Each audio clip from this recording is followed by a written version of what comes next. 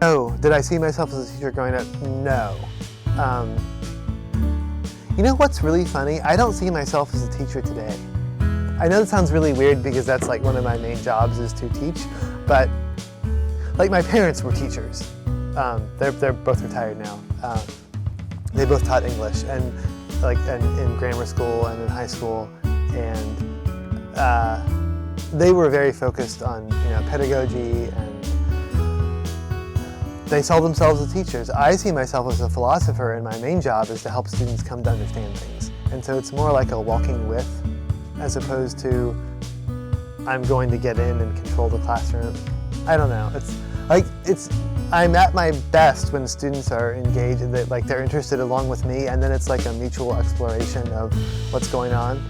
Well, having now done this is my 12th year, I will admit that I do, unfortunately, somewhat unfortunately, self-consciously see myself as a teacher specifically for logic, because I've taught it for so many times and it's so hard for so many people that I've learned a whole bunch of things. Like I can anticipate where people are going to get in trouble, and now I am self-consciously a teacher because I'm trying to guide people through to learning. Can you do the proofs? Can you figure out a truth table? Can you understand what's going on? That's where I'm like teaching, and so my philosophy there is just to help students come to understand what's going on. I'm very sort of result process oriented, but when it comes to like philosophy of religion, that's much more about exploring. So my philosophy there is to try and get students' attention, to open their minds to ask questions they maybe never had considered, and then it's a sort of wait. There's a moment you can see in a lot of students when a question has been asked that they haven't asked before, and a lot of times, like initially, they're like, "Okay, what's the answer?" Like, no, you're missing the point. I'm asking the question, but I want you to ask it for yourself. And then there's this moment when you can see they actually ask it for themselves, and then they care. Like, what do I do now? Like, that's the moment. And then now we can begin asking the question together. And here's an answer I know of. Do you like that answer? Is it an answer for you? Right? Because what satisfies me intellectually may not satisfy you. The end.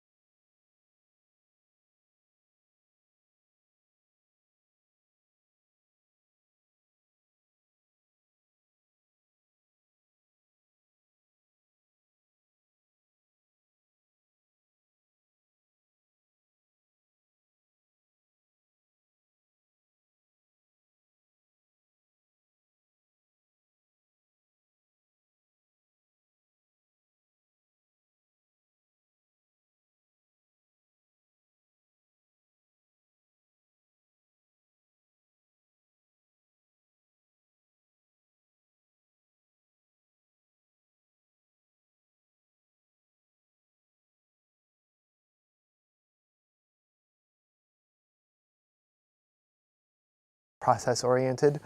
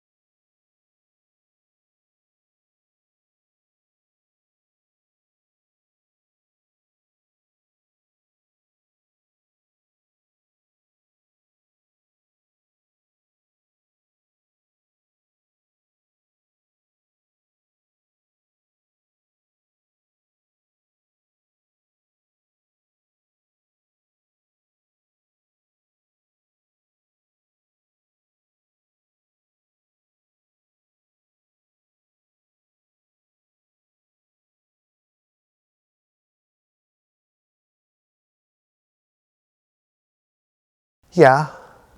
I'm a cradle Catholic, which means I was born Catholic, and I've been too lazy to leave the church.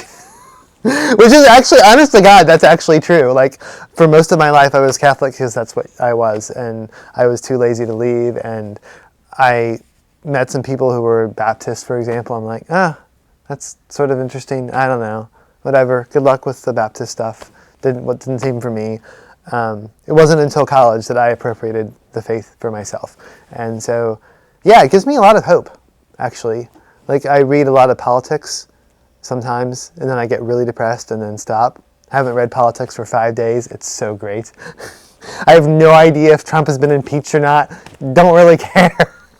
Kind of a joke. But it gives me hope more than anything else. Yeah. What, if a song could be a theme song of your life, what would it be? Why? Oh boy. Well, there's lots of songs I like, but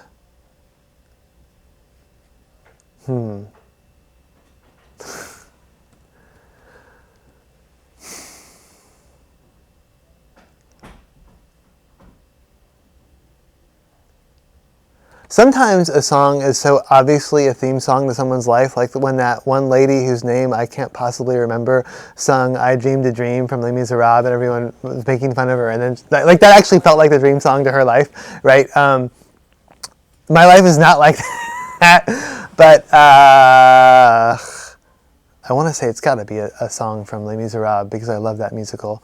Maybe the Jellicle Ball from Cats, which doesn't have a lot of lyrics, in fact, 0 lyrics, but it's great music. Wait, question, have you ever heard that song? Mm-hmm. Okay. Yeah, we so great.